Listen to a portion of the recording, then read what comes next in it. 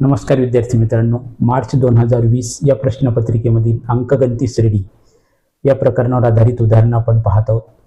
बघा, प्रश्न दुसरा बी मध्ये विचारलेला आहे. प्रश्न, पुढील क्रमिका अंकगणिती श्रेणी आहे का ते ठरवा. असेल तर त्या श्रेणीचे 20वे पद आपल्याला काढायचे आहे. आता सुरुवातीला अंकगणिती श्रेणी आहे का नाही ते आपल्याला अगोदर ओळखायचं आहे. मग काय दिलेली अंकगणिती श्रेणी? -12, 5, 2, 9, 16, 23 आणि 30. T1 बरोबर किती झाले? -12. T2 बरोबर -5. T3 बरोबर आहे 2. T4 बरोबर किती आहे? 9. मग आपल्याला काय काढायचं आता? T3 T2 वजा T1 आपल्याला काढायचं आहे. मग T2 किती आहे? -5 वजा कंसामध्ये घ्यायचं आता वजा T1 किती आहे? -12.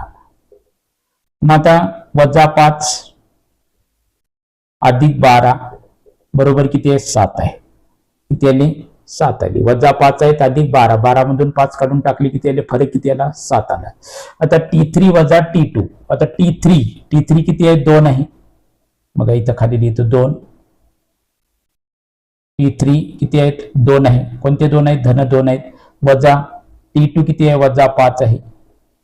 मग 2 अधिक 5 बरोबर सुद्धा किती झाले? 7 आहे. मग T3 वजा T2 बरोबर सुद्धा किती आले? 7 आले.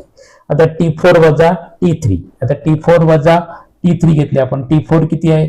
9 वजा 2 बरोबर सुद्धा किती आले? 7 आहे. म्हणजे प्रत्येक याच्यातला फरक किती आलेला आहे? 7 आलेला आहे. प्रत्येक याच्यातला फरक किती आलाय? 7 आलाय. मग सामान्य फरक D स्थिर आहे म्हणून काय लिहितं ते आपल्याला ही अंकगणिती श्रेणी आहे.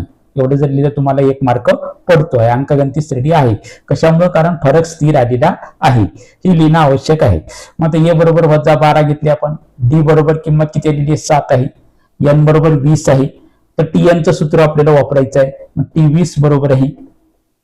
याच्या ठिकाणी ठेवा -12 अधिक 20 वजा 1 गुणिले D ची किंमत किती आहे? 7 आहे. बरोबर आहे. -12 अधिक 19 गुणिले किती आहे? 7 आहे. मग T20 बरोबर आहे 20वे पद. -12 अधिक 19 आणि 7 चा गुणाकार करा. 19 33 असे.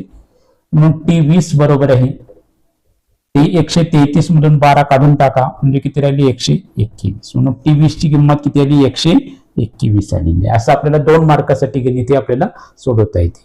तुम्हाला जर आवडलं तर लाईक करा, शेअर करा, सबस्क्राईब करा. नमस्ते. जय हिंद, जय महाराष्ट्र.